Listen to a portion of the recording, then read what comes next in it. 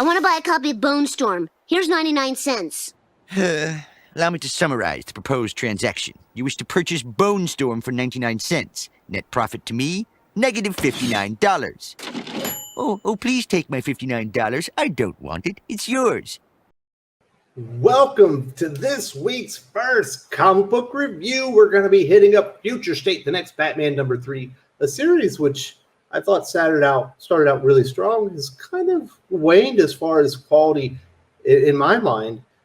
Interestingly enough, I think most of the other writers have been hampered by the page count, as in they didn't have enough pages to adequately tell their story. It feels like John really might be hampered by the page count, as in like 80 pages might be too much to just tell a simple story. He's doing a lot of table setting within this Future State next Batman comic, which I think is a little bit weird. You know, Future State's supposed to be its own event. It's supposed to be its own kind of story. But you can see there's a lot bigger plans, and it feels like it's kind of making the story meander. It's actually kind of become more of a generic, kind of boring Batman story. And I'm still not really certain what defines this Batman as the next Batman. What's different about this Batman? You know, we had some questions coming out of issue #2. Those were answered in this one, thankfully. You know, why would Batman just take someone's word that they murdered a guy? You know, and they were justified for doing it. At least that's addressed here. I'll get to that, obviously, when I get to the details. So I'm giving this a 3-star rating, reluctantly recommending it, I guess. But there's some real flaws in here. Not only just the fact that they went from Nick Derington on art in the first issue, which I thought was really strong, over to Laura Braga on issue 2 and 3. It's not bad art, although in this one it feels like she might have been a little bit more rushed than she was in issue 2. It definitely feels like it's been taking a step back each week. John Ridley, it feels like he's got his eye set more on the next Batman Second Son story. Like this is like a table setter for that, rather than a self-contained story for Future State, which I think was kind of what everyone else is doing. So I don't know. What are your guys' thoughts on the next Batman? Have you been impressed with the quality all along? Have you thought it's taken a step back like I have? Definitely want to hear your thoughts. Now let's get into the details on my thoughts on the next Batman #3. Obviously, the comic book starts exactly where issue #2 left off. Batman and the couple that he basically caught murdering somebody in cold blood. They're staring down this magistrate force. I think this guy's name is Stans. I might be wrong on that one. There's so many new characters to kind of keep up with this one. And at one point, the magistrate force says, "Captain, what do we do?" Shoot them all. So we definitely have this shoot on sight policy going into effect. They decide they're going to bring down the thunder on Batman and this couple. Batman is too smart. He throws some smoke grenades, and he's got some other devices. It definitely makes you wonder, where is he getting these devices, since there really isn't a Wayne Enterprises anymore. And it doesn't sound like his dad is too interested in helping out a new Batman either. Obviously, we'll get to that. But Batman makes his escape with the couple, and they're going to go to a safe house. We do learn that this shoot on sight order does not just affect the magistrate, the Peacekeeper forces. It also affects the detectives in the GCPD. Obviously, the detective that we've met in this story, that it appears like she's going to be a big part of this new universe, the next Batman universe moving forward. I believe her name is Chubb, and she has also been told, "You will shoot on sight." She is also warned by her captain, "Listen, don't start looking into what the Batman's doing. You don't want to go down that rabbit hole. It's going to lead you to some pain, and you're going to get on the wrong side of the Peacekeepers. Best to just, stay on task. Batman is enemy #1." And she's trying to kind of, keep her focus. Obviously, we know that's not going to happen. This is essentially the new Gordon character, the one police officer in the GCPD that this new Batman, the next Batman, Jace Fox, Tim Fox, what's his name? It's one of those two. They can't seem to figure it out here in the story either, but this is essentially your new Gordon character. Now, moving on, we do actually get some information about the Peacekeeper one, and I was a little bit surprised by this. I don't know if this was intentional on John Ridley's part. Obviously, he brings in Stan, he gives him a dressing down, and they do address that this is not the real Batman. Stan addresses him, he calls him the real Batman. Peacekeeper 1 says, he's not the Batman, the real Batman's dead. And he's like, well, okay, the other Batman. And he's like, you were supposed to kill him. Why is it so difficult for you and your team to kill him? You're supposed to shoot him on sight. Why would you even announce yourselves to this Batman? You should have just shot him immediately. Next time I say you should be wearing his cape soaked in blood. And as he's walking out, obviously, he's not very happy. And he's got his forces. Are these Magistrate forces? Are these Peacekeeper forces? They're not GCPT. I think they might just be Peacekeeper forces working for Peacekeeper 1. And I think is the Magistrate the corporation that is running the Peacekeeper forces? So this part here, I thought, I don't understand why John really did this. It almost defines down the character of Peacekeeper, because you have this guy, Stan's team. Peacekeeper 1 seems to be a very ominous figure, somebody that you should both fear and respect. He walks out, and he's talking about, hey, he just, what did he say? He stuck his hand up my old one and ripped me a new one, something like that. Basically, I got dressed out, and one of his teammates says, what the hell does Peacekeeper 1 know? He talks big, but he's never faced down the bat.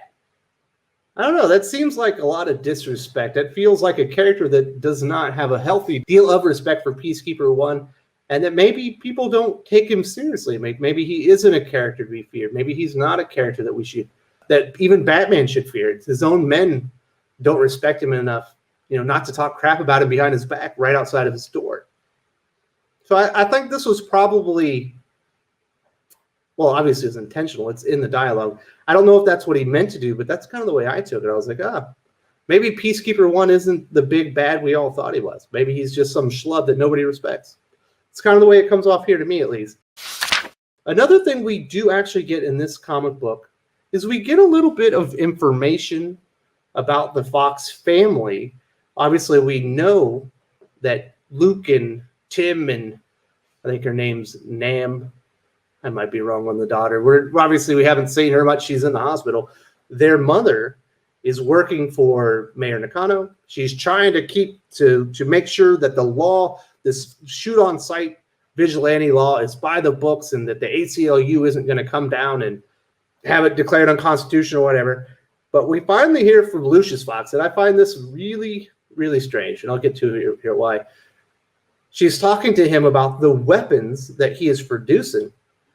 And he says, we make every effort to ensure that our anti-personnel systems comply with. Obviously, those are the weapons that they are going to use to kill anyone in a mask.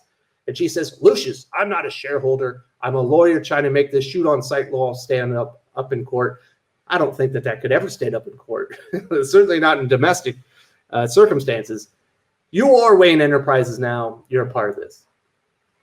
So the first question in my head is, where's Batman getting all of his toys? I imagine Lucius Fox is lying to his wife here. And he is the man behind Wayne Enterprises and the man behind getting the next Batman his toys and all of his gadgets. But if he's not, and even if he is, these two know that Luke Fox was Batwing. He was a vigilante. He wore a mask in Gotham, and he worked for Batman specifically. Nobody knows who the next Batman is. Luke Fox is a natural guess as to who this Batman could be. He certainly has the training. He has motivations of a Batman. Certainly, it would feel like someone that's worked with Batman in the past. Why would either of these people ever stand behind any type of shoot-on-sight order that to shoot a vigilante when their son might be Batman? I don't get that at all. When the mother walks out, their other daughter, she kind of calls her out. Really, both of you are cool with private cops who can shoot on sight. Everything you've ever told us.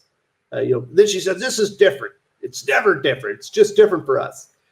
Like, none of this makes sense. Obviously, we're going to get a more of an explanation in the next Batman Second Son, but it's gonna take a lot of good writing on John Ridley's part to make any sense of in a world where Lucius Fox would support shooting vigilantes in Gotham on sight, or to where the mother of Luke Fox would also be on board, in which she would be protecting Mayor Nakano and the Magistrate and their ability to just murder people wantonly in the streets of Gotham if you're wearing a mask. But she absolutely hates vigilantes.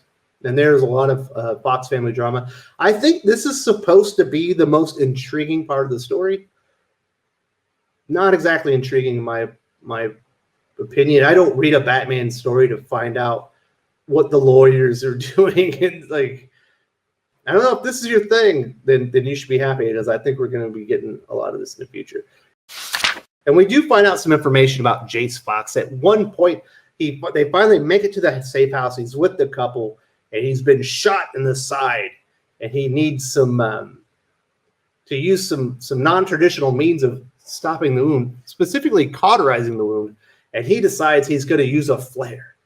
Now, I'll give this. This is a very tough Batman. That's an extreme measure to take like a phosphorus flare to cauterize a wound in your side. Those things burn at like thousands upon thousands of degrees. It must be very painful. And the wife is the one that does it. And then they ask him at the time, they're like, hey, did you get those scars from the Peacekeepers? And he says, they're from my old job, which involved me getting tortured a lot. I don't know. What job do you do where you get tortured a lot? Is he a soldier? That would make a lot of sense, because I think Luke Fox was a soldier. But we do have information. Apparently, in his past life, in his previous job, Jace, or Tim Fox, whichever you want to call him, was tortured for a living. And then we also get some more of the fallout from the Fox family drama that gives us a little bit more information about Jace Fox and what the issues are. His sister basically calls him out directly. She's like, Luke, are you Batman? You used to be Batwing. You lied about that. And he's like, no, I'm not Batman. So even the sister, the little sister, even realizes that Luke Fox is a logical candidate to be Batman. Obviously, we know it's actually their brother. So you're never going to convince me that the Fox mother and father would ever go along with this and support it, because they might be trying to kill their son. But we do get into some information about Jace Fox, and they're talking about mom and dad have their own issues. Mom blames the mask for what happened to Tam. Obviously, I got the name wrong earlier. I said Nam. It was Tam. This is the daughter that's in a coma. Apparently, Batman must have put her in a coma, because they really don't like Batman over this. Dad, I don't know if he ever recovered from what Punchline did to him. That feels like a stretch. She obviously did torture him a little bit, but Lucius Fox has come back from other things in the past. So I think that might be overstating what Punchline actually did to him. And Tim being back home, Jace, whatever he calls himself, him being around isn't helping at all. Don't say that. He's our brother. He messed up bad and let the rest of the family take responsibility for it. What the hell did he do? Like I said, this is just like setting the table for the next Batman second son. So like all this story that they're wasting time in, and this what's supposed to be a short burst, event, we're never going to get the conclusion to this. We're never going to get any type of satisfactory resolution to all this stuff that's happening. But we do learn some information about Jace Fox. He used to be tortured he used to be tortured in a past life, and he did something very, very bad. And it's so bad that his brother hates him. There you go. And at the end, Batman calls in a favor, even though he knows that his phone is going to be tracked. He's got a burner phone. He calls up Chubb, and he says, I know you think the shoot-on-sight law is shit. The Peacekeepers are after these two, and they're going to murder him. He's talking about the couple that he's trying to turn in to the police. And she's, why are you trying to get me involved? He says, because when good people don't stand up to bad laws, that's when we're all finished. He's basically saying, because you're Commissioner Gordon in the new life. And she agrees to do it. She says, I'll meet you at City Hall in an hour. Hope you can make it there. Obviously, the Magistrate, the Peacekeeper, and their forces know that Batman's headed down there. Now he's got Chubbs involved. She's certainly going to have a target on her back. But things do not go all that well for the next Batman at the end. You can see there's a man creeping up behind his shoulder. That is the husband, who is just now realizing that Batman, while he did say he wants justice, he also said, you know what, you actually murdered somebody. and I actually have to turn you into the police so you can get a fair trial. But I'm not going to let the Peacekeeper forces murder you in the street. I'm going to make sure that you get a trial, and that's why he's working with Chubb. So there you go. He didn't just believe him, and even if he did, he knows that they're murderers and they have to be turned in. That felt like a more honest response from anyone that wanted justice in the world. But he's not in a good way because he gets whacked right in his phosphorus cauterized wound, as the comic book ends.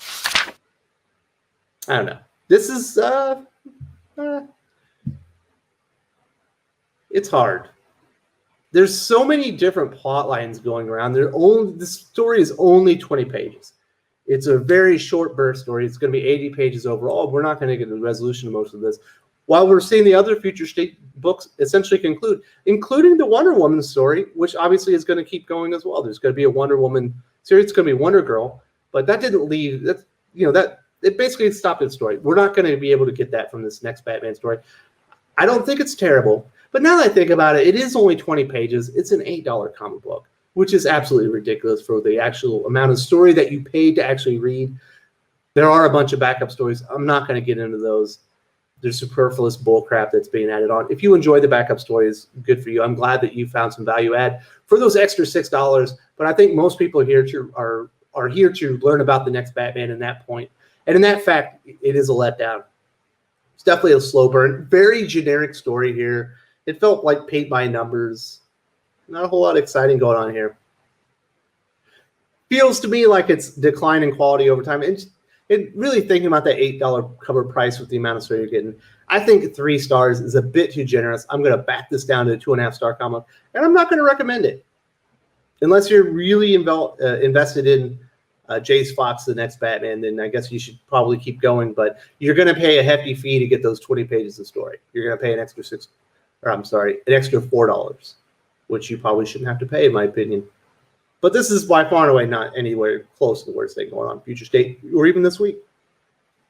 Obviously, I will be doing Future State wrap-up for week number 5, the good, the bad, and the ugly. And I will be covering the next Batman, but I'll be covering all the comics. So if you want to learn about the other Future State books, show up here right here tomorrow, and I'll be covering all this. I'll see you then. If you enjoyed this video, please give it a like. I would appreciate it very much. It helps us attract more views for the channel. Subscribe for future commentary, comic book news, and reviews. And don't forget to ring the bell for notifications. If you want to talk comics, movies, and much, much more, you can follow me on Twitter at Wes_from_TC. With that, Salamat Po, and I'm out.